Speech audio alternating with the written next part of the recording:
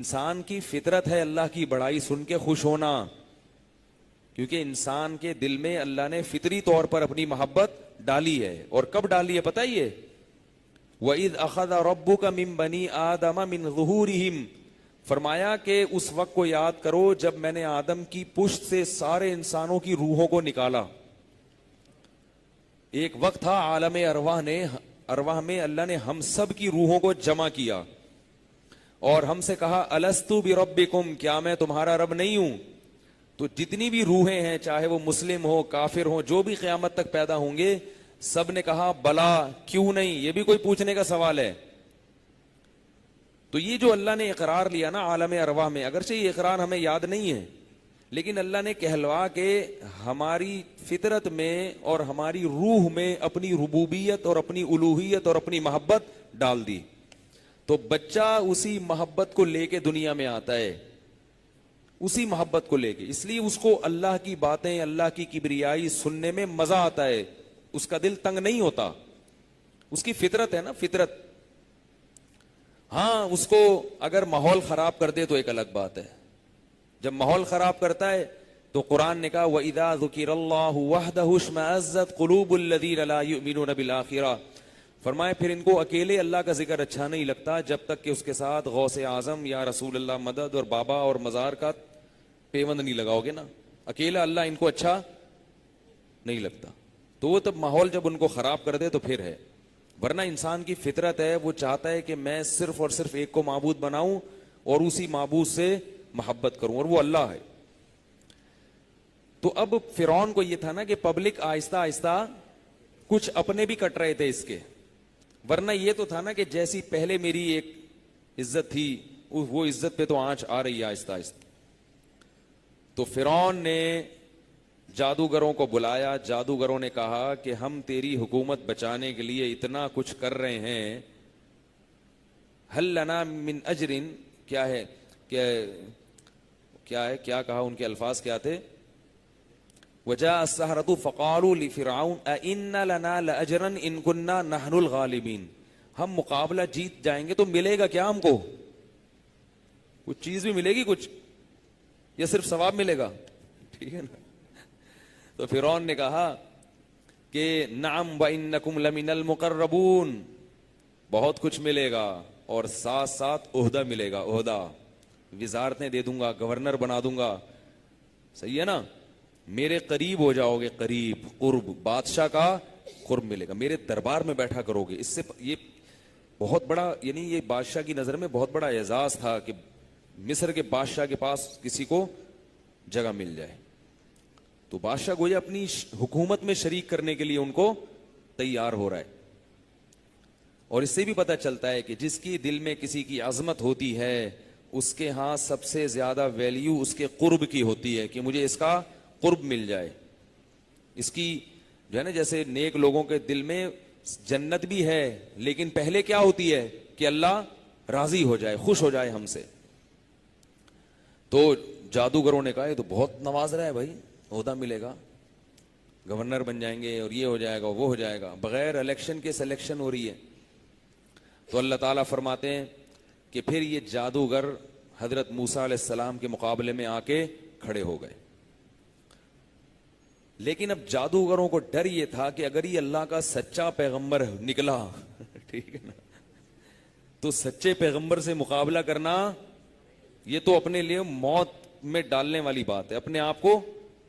کیونکہ تاریخی روایتیں تو چلی آ رہی تھی نا، اگرچہ کافر تھے مگر تاریخی روایتیں قوم عاد کی، قوم سمود کی، اور ابراہیم علیہ السلام اور یوسف علیہ السلام نے تو وہاں حکومت کی تھی مصر میں، اور ان کی اولادیں. تو کافر بھی یہ قصے جانتے تھے، یہ واقعات کافر بھی جانتے تھے. تو ڈرتے تھے کہیں ایسا نہ ہو کہ کوئی بڑے چوڑے میں ہی پھنس جائیں عہدے کے چکر میں، جتنا ہے اس سے بھی نہ جائیں کہیں. فتنازعوا امرهم بینہم واسروا النجوى، آپس میں اختلاف کرنے لگے، یار لڑیں کہ نہیں لڑیں. جادوگر جتنے بھی تھے نا، کہا جاتا ہے کہ ہزاروں تھے واللہ عالم.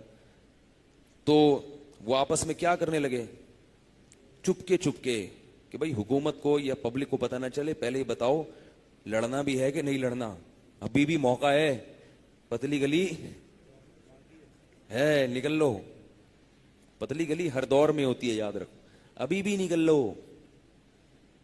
اب کیا ہوا کہ جب یہ آپس میں اس طرح سے کانا پھوسی شروع کر دی انہوں نے, تو ان کو خیال ہوا کہ اس طرح تو ہم نہ ادھر کے رہیں گے نہ ادھر کے رہیں گے. چپکے چپکے کر تو رہے ہم, ایسا نہ ہو کہ کچھ نکل جائیں اور کچھ باقی رہ جائیں, تو مقابلہ ہو نہیں سکے گا. تو یہ ان کو خود احساس ہوا کہ یہ ہم غلط کر رہے ہیں. انہوں نے کہا بھائی اجمعوا کیدکم, سب مل کے ایک تدبیر کرو. سمجھ میں آ رہی ہے بات؟ کیا کرو؟ مل کے ایک ہی تدبیر کرو اور ایک ہی موسیٰ پہ حملہ کرو تاکہ اس کو شکست ہو جائے.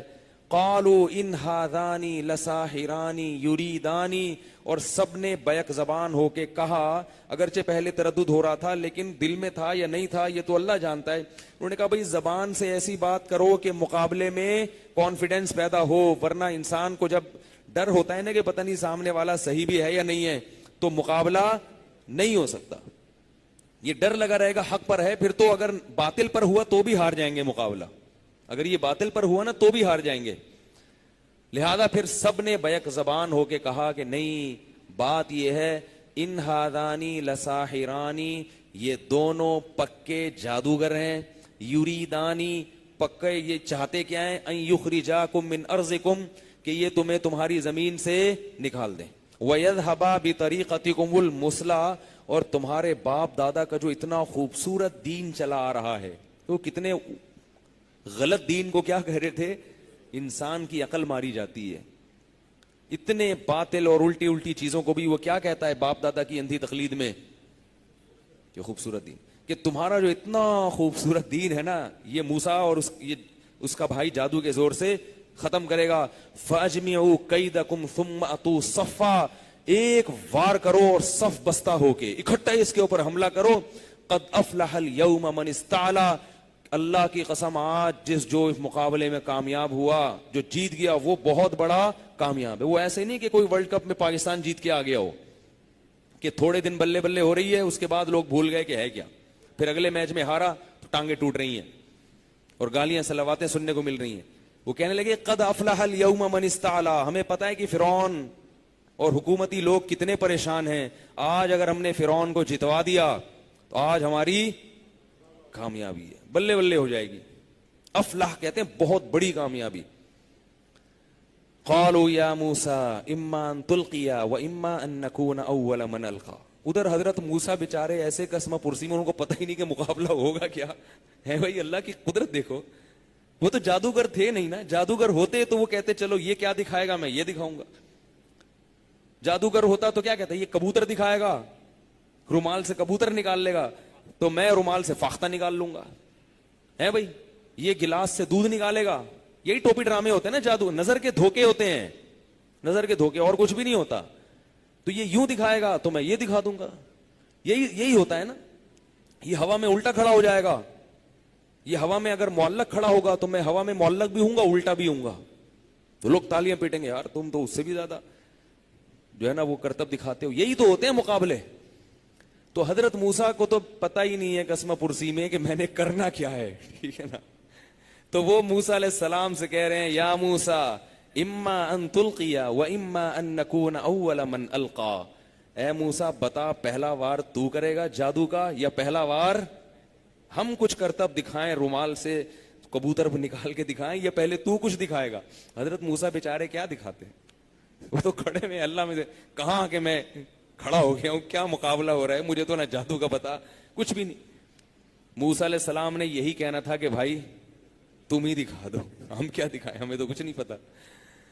قال بل القوا, فرمایا تم نے جو جادو دکھانا ہے وہ دکھاؤ, تم نے جو وار کرنا ہے مجھ پر کرو.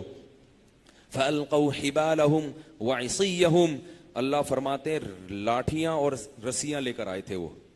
انہوں نے سنا ہوا تھا نا کہ موٹھا لاٹھی کو کیا بناتے ہیں, سانپ بناتے ہیں. تو یہ ایک سانپ بنائیں گے, ہم لاکھوں سانپ بنا دیں گے. ہم رسی سے بھی سانپ بنائیں گے, یہ صرف لاٹھی سے بناتے ہیں. ہم کس سے بنائیں گے, رسی سے بھی بنائیں گے, لاٹھیوں سے بھی بنائیں گے.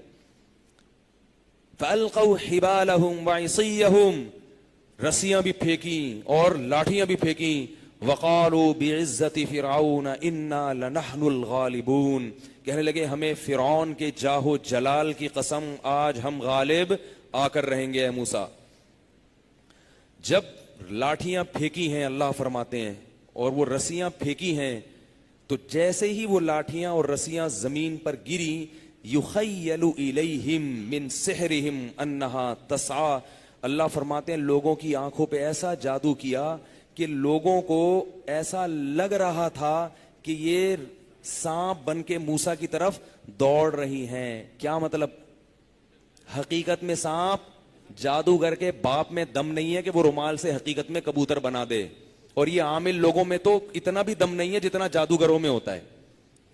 جادوگر جو ہے نا وہ کم از کم نظر کا دھوکہ دے دیتا ہے، یہ عامل کمبخت یہ بھی نہیں کر سکتے، یہ بیٹھ کے صرف لوگوں کو الو بناتے ہیں بیٹھ کے، یہ تعویذ گنڈے دے دے کے نا، جن آیا ہوا ہے، چڑیل آئی ہوئی ہے، بھوت آیا ہوا ہے، کچھ بھی نہیں ہوتا اس کے اوپر، ان کو پتہ ہی نہیں ہوتا، اگر آیا ہوا بھی ہوتا ہے تو ان کو نہیں پتا ہوتا۔ کیا کروں پھر؟ موضوع نہیں چینج ہونا چاہیے؟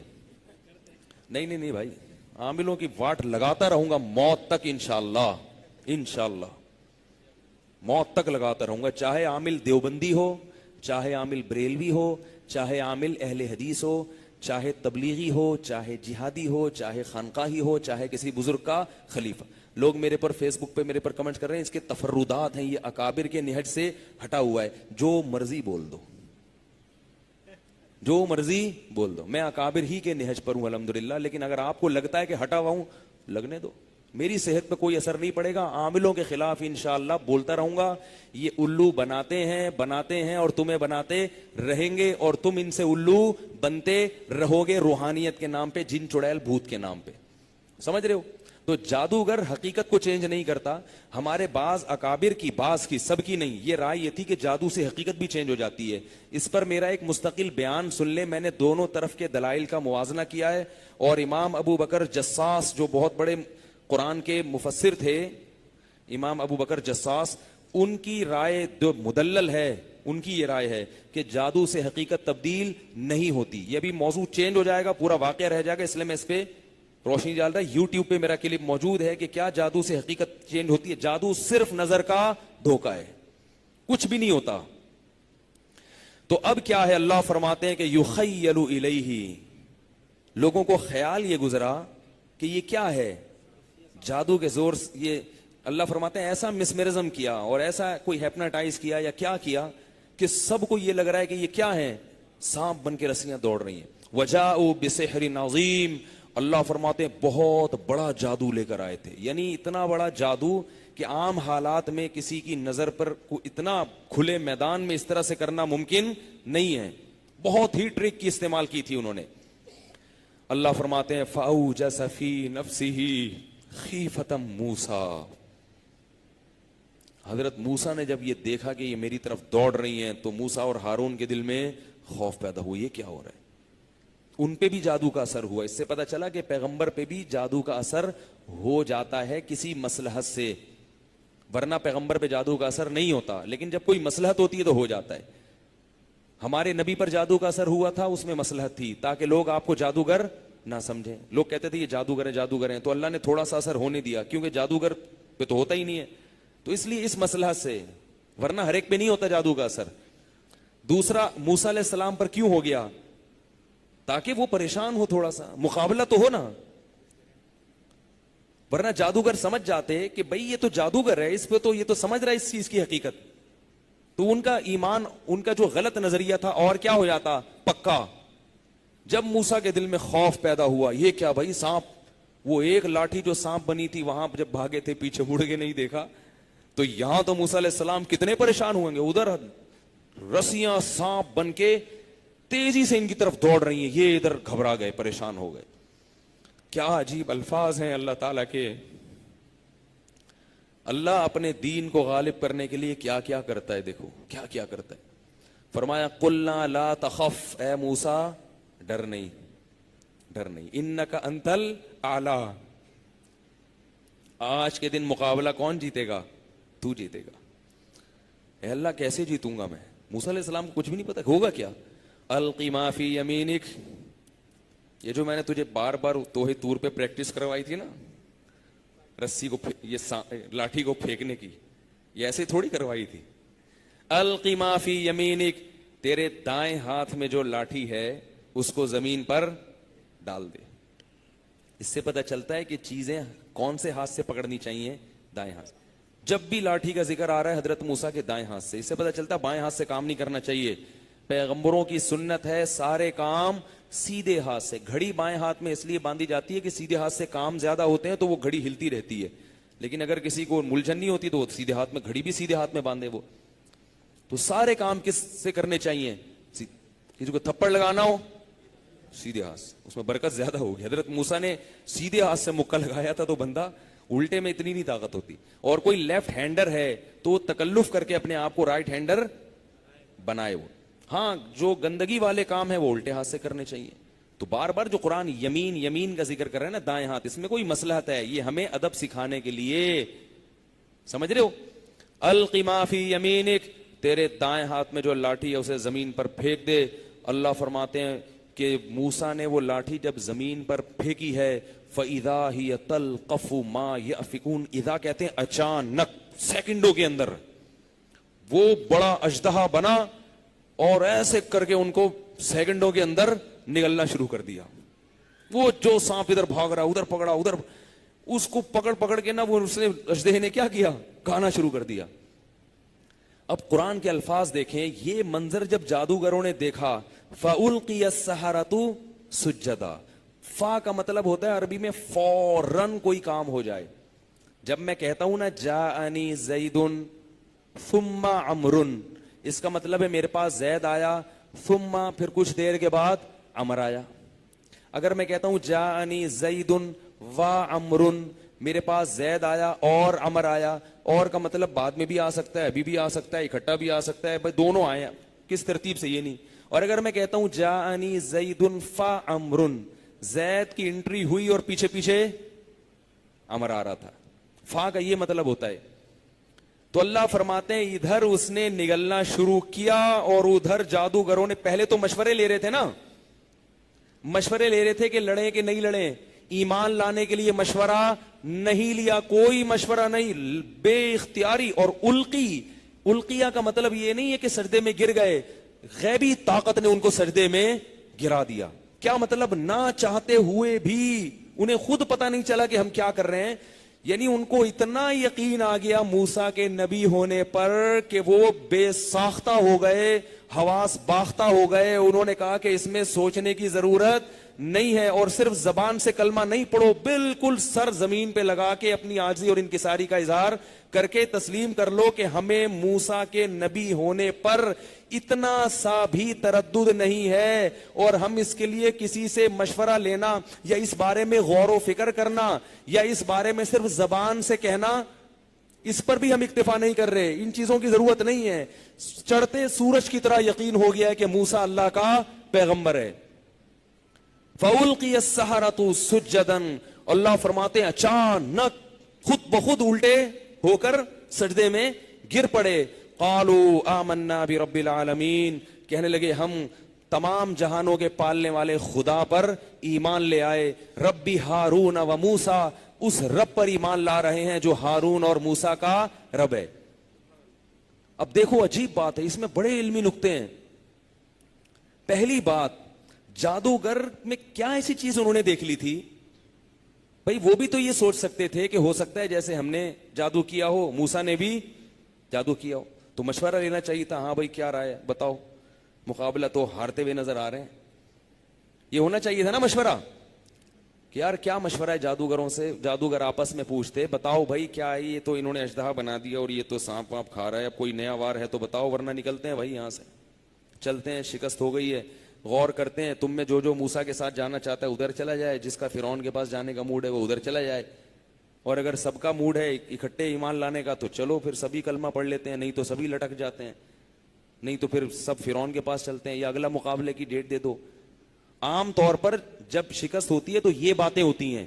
آپ لوگ کی سمجھ میں نہیں آ رہا تو میں کیسے سمجھاؤں گا بھائی دنیا کو. قرآن کے ایک ایک لفظ, مقابلے سے پہلے مشورے ہو رہے ہیں, لیکن لاٹھی کو سانپ بنتے ہوئے دیکھا تو مشورہ نہیں, کسی نے بھی نہیں, کیونکہ ہر ایک کو اتنا یقین آ گیا کہ اگر دوسرا کہتا نا کہ نہیں تو کہتے تم جاؤ پھر, ٹھیک ہے نا, تمہیں اگر یقین نہیں ہے تو میں پاگل نہیں ہوں کہ اس پیغمبر کا انکار کر دوں, میں تو لا رہا ہوں. تو سب کا یہی نظریہ تھا کہ موسیٰ اللہ کا سچا پیغمبر ہے. پہلی بات یہ. دوسرا پوائنٹ کہ سجدو نہیں ہے کہ سجدے میں اپنے ارادے سے گرے, اتنا یقین ہو گیا کہ اب ان کے پاس دوسرا آپشن ہی ختم کہ بھائی اب تو یہ تو کرنا ہی کرنا ہے, اب تو میں اس میں دو رائے ہو نہیں سکتی. غیبی طاقت, لاشعوری طور پر جب انسان کام کرتا ہے نا, لاشعوری طور پر اتنا یقین ہو گیا کہ بھائی سوچے سمجھے بغیر بس سجدے میں گر گئے. اور تیسری بات یہ ہے کہ موسیٰ کی عظمت کا اعتراف نہیں کر رہے. نہیں آ رہی بات؟ سجدے میں گرتے ہی کیا کہہ رہے ہیں؟ اس کے رب پر ایمان لے آئے. یہ نہیں کہہ رہے موسیٰ کو سچا نبی مان لیا, اگرچہ مطلب ایک ہی ہے, لیکن تذکرہ کس کا کر رہے ہیں؟ رب کا. یہ تینوں پوائنٹ کیوں تھے اب اس کو سمجھیں. اس لیے کہ جادوگر یہ بات جانتا ہے کہ جادو کے زور سے نظر کو دھوکہ دیا جاتا ہے. حقیقت میں لاٹھی کو سانپ کسی کا باپ بھی نہیں بنا سکتا. معذرت کے ساتھ کیا کریں, لالو کھیتی زبان استعمال نہ ہو تو بات سمجھ میں نہیں آئے. حقیقت میں لاٹھی کو سانپ یہ ہو نہیں سکتا. آج تک کوئی ایسا سائنسدان پیدا نہیں ہوا, سائنس نے بڑی ترقی کر لی ہے, بہت کچھ ہو گیا دنیا میں, ایسا نہیں ہوا کہ لاٹھی کیا بن جائے, حقیقت میں سانپ بن جائے. شعبدے بازیاں ہوتی ہیں, حقیقت میں لاٹھی نہیں بنتی. انہوں نے کہا ہم سے بڑا جادوگر دنیا میں کوئی ہے نہیں. پبلک کے لیے تو یہ بات مشتبہ ہو سکتی ہے, عوام کے لیے وہ سمجھ سکتی ہے بھائی یہ بھی جادو یہ بھی جادو, ہمیں کیا پتا ان میں سے صحیح کون ہے غلط کون ہے. لیکن جو جس فیلڈ کا ماہر ہوتا ہے وہ جانتا ہے کہ اس میں 2 نمبری کیا ہے اور 1 نمبری کیا ہے. کبھی تاجر کو دیکھا ہے نا آپ نے, کبھی تاجر خود چلا جائے نا دکان پہ سودا خریدنے, ایسا تاجر جو سارا دن لوگوں کو ٹوپیاں کراتا رہتا ہے, کبھی خود کسٹمر بن کے چلا جائے اور آپ بھی اس کے ساتھ جائیں, پھر اگر دکاندار آپ کو ٹوپی کرائے گا تو تاجر آپ کو سائڈ پہ لے جائے گا, بولے گا یہ گنتیاں ہمیں خوب آتی ہیں, یہ اسٹائل ہوتا ہے, یہ بیچنے کے انداز ہوتے ہیں. جو جس فیلڈ کا ماہر ہوتا ہے وہ اس کی حقیقت کو جانتا ہے. جیسے عامل لوگ سب جانتے ہیں کہ ہم سب فراڈی ہیں. اب میں آپ کو ایک بات بتاؤں, جلدی سے بس آگے چلوں گا, کہ میں جب عاملوں کے خلاف بولتا ہوں نا, عامل لوگ پتہ ہے کیا سوچتے ہیں, میرے خلاف غصے تو بہت ہوتے ہیں اور پروپیگنڈا بھی کرتے ہیں سب کچھ, لیکن اندر سے سوچ رہے ہوتے ہیں اس کو پتہ کیسے چلا اور اس میں اتنا کانفیڈنس کہاں سے آیا. یہ خدا کی قسم یہ سوچ ہوتی ہے ان کے اندر سے. مسجد میں بیٹھ کے جھوٹی قسم نہیں اٹھا سکتا انسان ممبر پہ, وہ بھی رمضان کی راتوں میں, لیکن یہ سوچ رہے ہوتے ہیں کہ یار یہ تو ہماری فیلڈ ہے, ہمیں پتا ہے کہ ہم 2 نمبری کر رہے ہیں, اور یہ اتنے کانفیڈنس کے ساتھ کیسے کہہ دیتا ہے کہ یہ 2 نمبر ہیں. یہ بڑی حیرانگی کی بات ہے. تو خیر اس کو چھوڑو. تو جو ہے نا تو اصل میں مجھے کیوں کہہ دیتا ہوں, یہ نہیں کہ میں عامل ہوں, اس کی ایک وجہ ہے, ابھی موضوع وہ چینج ہو جائے گا پھر. تو جادوگر جادو کی حقیقت کو سمجھتے تھے. اب موسیٰ علیہ السلام کے دربار میں, فرعون کے دربار میں موسیٰ علیہ السلام نے جب لاٹھی کو سانپ بنایا تو کوئی کنفیوز ہو سکتا تھا کہ یار یہ تو جادو ہے, یہ تو کرتب ہوتے ہیں, یہ کیا ہے. تو اللہ نے مقابلہ کس سے کروا دیا؟ جادوگروں سے, کہ بھئی یہ خود بتا دیں گے کہ یہ جادو ہے یا حقیقت ہے, یہ خود بتائیں گے, ان سے پوچھو. تو ایک جادوگر بھی پیچھے نہیں ہٹا. تو پہلی بات, جادو سے حقیقت تبدیل نہیں ہوتی. جادوگر یہ سمجھ گئے کہ یہ لاٹھی کو حقیقت میں سانپ بنانا یہ موسیٰ کا کام نہیں ہے. یہ کس کا کام ہے؟ رب العالمین کا. موسیٰ کے ہاتھ میں اتنی طاقت نہیں ہے, اگر ہوتی تو ہم تو اس سے زیادہ ان چیزوں میں ماہر ہیں. تو یہ کس کی قدرت ہے؟ اللہ کی. اور اللہ اس وقت ساتھ کس کا دے رہا ہے؟ موسیٰ کا ساتھ دے رہا ہے. اگر موسیٰ اللہ کا مقرب نہ ہوتا تو رب العالمین اس وقت موسیٰ کا ساتھ نہ دیتا, اسے تنہا چھوڑ دیتا. دوسری بات یہ کہ یہ جو سجدے میں گرے اور انہوں نے یہ اقرار کیا کہ ہم کس پر ایمان لاتے ہیں؟ ربی موسیٰ و ہارون, ہارون اور موسیٰ کے رب پر.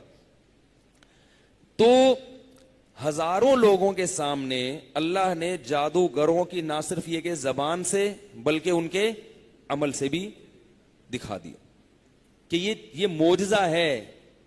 یہ مسمرزم، یہ جادو نہیں ہے، یہ ہو ہی نہیں سکتا کہ کوئی یہ کام خود سے کر لے۔ دوسرا مسئلہ یہ ہوا کہ یہ بھی ممکن تھا، ایک اول تو ایسا چانس نہیں ہے، خام خواہ میں وہم کوئی کرتا رہے اور بلا وجہ، تو وہ تو پھر اس کا تو دنیا میں کوئی علاج ہے نہیں۔